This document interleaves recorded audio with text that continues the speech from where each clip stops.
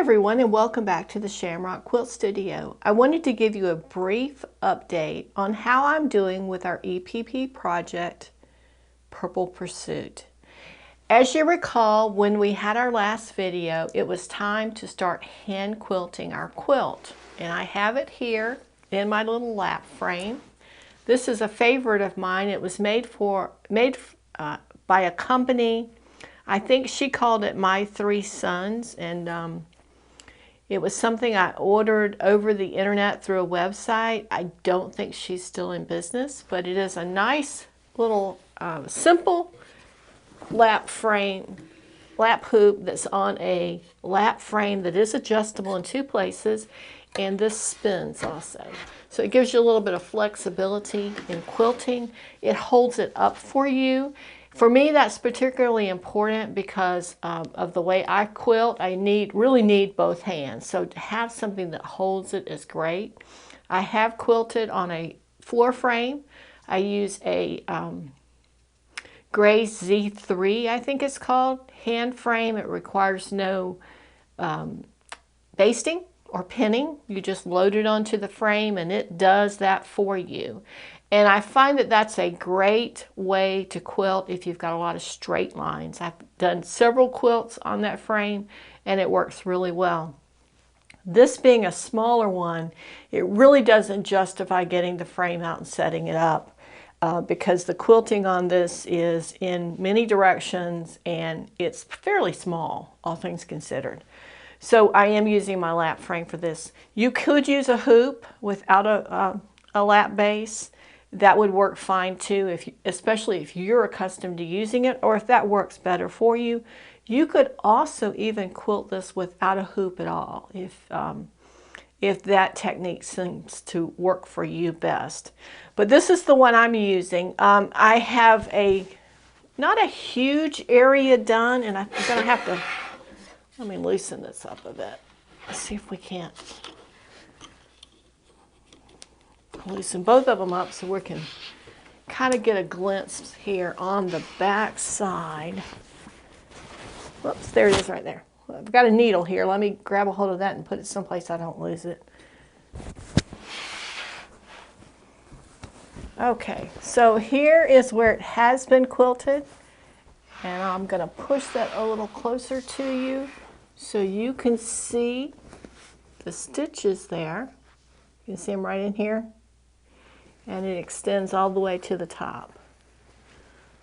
That's a little cumbersome, but that's it. I have probably about almost a quarter of it done. It took me, for reference, 2 weekend evenings. And a weekend evening, if I'm sewing like this while I'm watching TV or talking or whatever happens to be going on at the house, usually it's 2 to 3 hours. So I'd say 6 hours it took me to do this. You could be much faster or you could be much slower. So just kind of take that as a guide.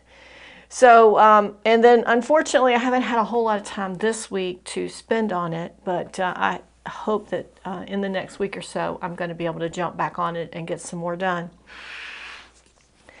Now I have a video that I shot that shows some close-up, and it talks a little bit about putting this into the frame and some other particulars about it.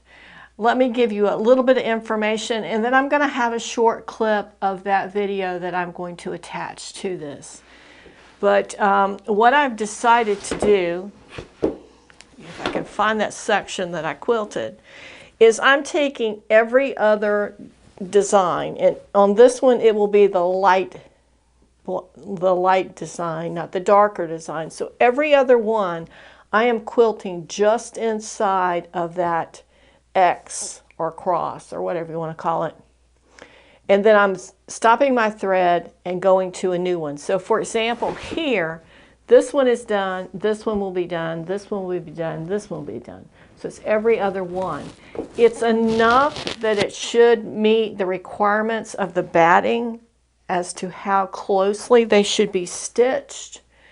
And it will be enough to hold it in place for the purpose that I have for this. Like I said, it's not going to be a high use, lots of tugging and pulling and washing and all that. So I don't think it needs to be quilted quite as densely as something that, a baby quilt, for example, something that's going to get washed a lot, get used a lot, shoved in bags and pulled out of bags and spread out on the ground or whatever you're doing with it. So I think the lighter quilting will do fine. I am using this lap quilt as we talked about. I am using the Americana thread, my favorite, and I'm using a between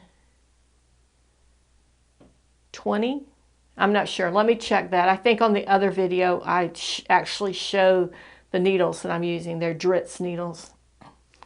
And that's really all you need other than some kind of little pair of scissors to clip your threads to quilt this.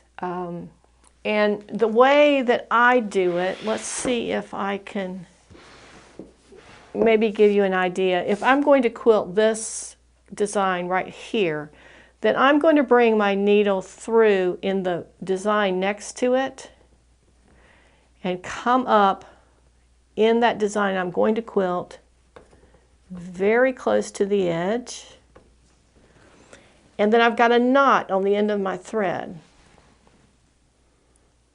So I just have the one thread here with that knot. And then I'm going to pull it, and I'm going to put this really close and see. Did you hear that pop? I pulled it just enough so it went through the top layer of fabric and it stopped. And then what I'm going to do is take my needle and run it underneath that first layer and grab a hold of that thread and just pull it as far as I can to see if I can get all of that tail of that thread underneath the first fabric. Now, it's in there. If I pulled really hard, it would come out. But I'm not going to do that. I'm going to just make sure that it's, give it a little tug, make sure it's in there, and then I'm going to start sewing. And for a project like this, I can get in there and sew without having it marked, without having a stitch guide. You know, I grabbed a hold of something there that is just not, isn't that always the way? If you ever try to demonstrate anything, if you ever have that experience, the thread broke. So anyway, what I would do is I would load this back up and stitch it through, just gauging by eye how far that stitch needs to be from the seam and how far from the last place that we stuck the needle in or the needle came out. That's the basics of that. And then I'm just going to run it all the way around and then pretty much stop it the same way that I started. I'm going to make a knot in the thread very close to the fabric, and then I'm just going to make that knot, and then I'm going to push the needle back in through at that, as close to that same spot as possible, and pull it out in another location. And hopefully we're going to be able to pull that knot right through that first layer of fabric and then trim it very close without cutting the fabric. And then your knots will be invisible, and where you've stopped and started your stitching is going to be invisible too. If we had a situation where we were stopping one design and starting another design and they were very close together, I might let that needle travel underneath the thread. But we're not going to have that case here because we're looking at least 2 inches or maybe a little bit more between designs, so we don't want to do that. So now I'm going to share with you this video that I took. It's probably not the best video, I will warn you.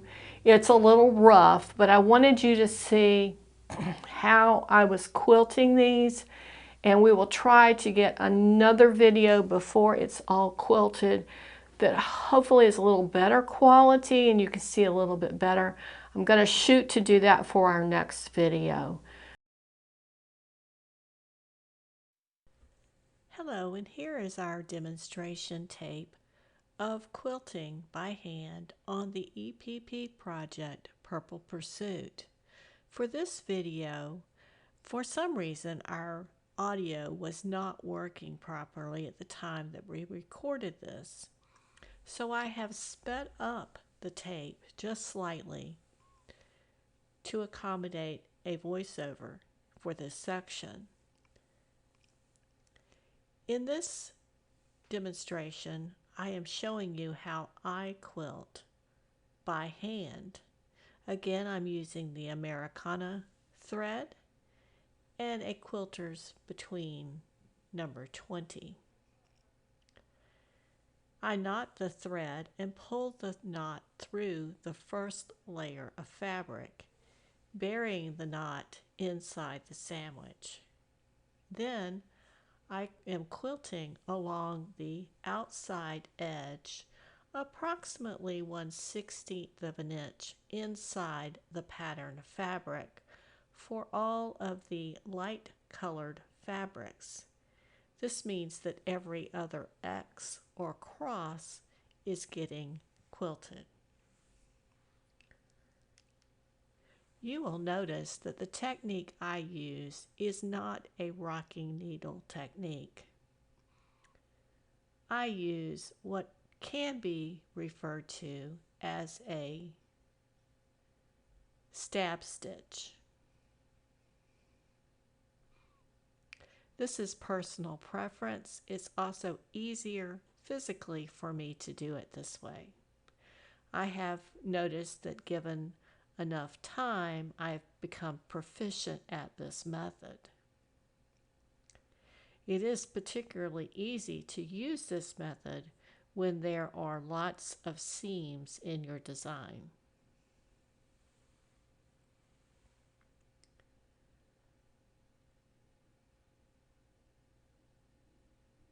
Sometimes your thread will get caught up in the fabric and you will have to trim it off and rethread your needle. This does happen from time to time because as the needle and thread goes through the fabric, there could be some slight little burrs on either the needle or the fabric that get caught. But don't be discouraged by this.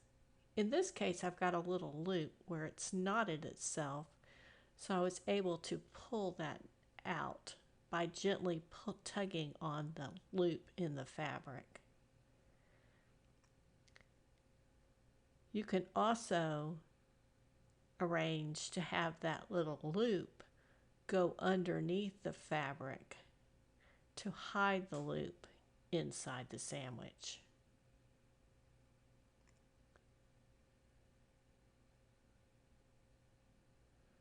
Hand quilting is an art, and everyone's hand stitches are slightly different. I prefer my stitches to be a little larger than your typical rocking stitch, but not quite as big as something that's referred to now as big stitch quilting. Usually my stitches on the top side of the pattern are approximately 1/8 of an inch, and the stitches on the back side of the quilt are slightly smaller than this. My feeling is that the stitches are large enough that you can see them, but not so large that they don't hold.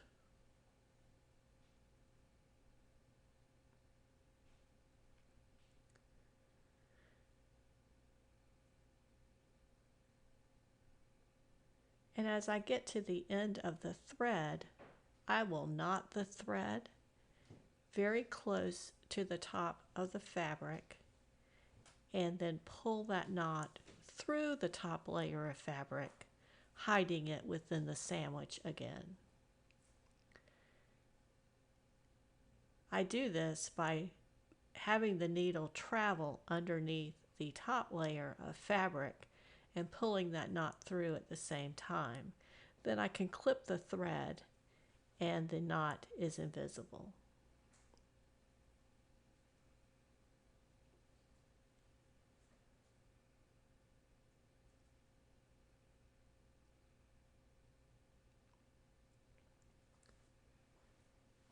Here, I'm trying to make a slight adjustment through the thread, probably to get the tail to be invisible underneath.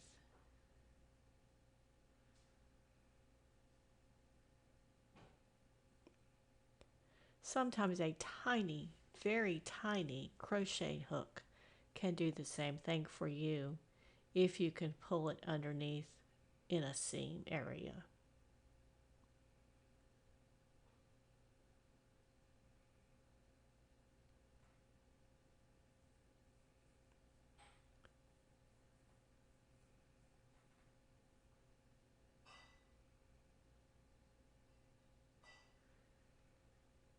In this sample, I am using my quilting to go around part of one of the X's.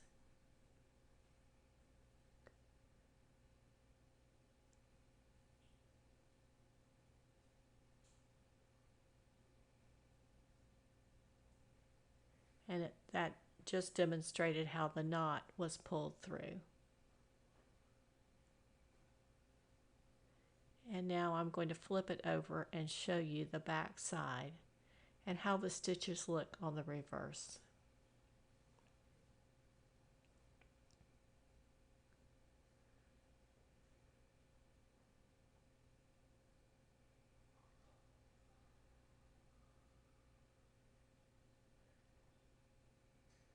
If you were looking for a appearance of your stitches that did not show so much, you could always change your thread to something that matched your backing and quilt on the darker fabrics instead of the light ones like I'm doing here.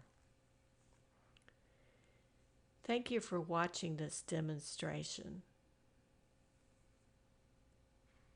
We are getting close to this one, and it won't be long before we address the binding on these. So stick around for a discussion on binding in the near future, and then we'll have this finished and ready to use. Thank you so much for sticking with us with this project. I hope you've enjoyed it, and we'll see you next time when we talk a little bit more about hand quilting. In the meantime, be sure to like our videos, and you may join us also on Facebook for more information. And be sure to subscribe here on YouTube and click on the little bell so you're notified each time a video shows up. If you have more questions on quilting projects, be sure to check our playlist. We also have a new applique project starting.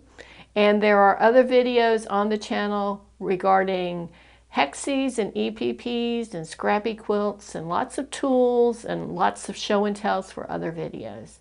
We hope to see you again next time at the Shamrock Quilt Studio.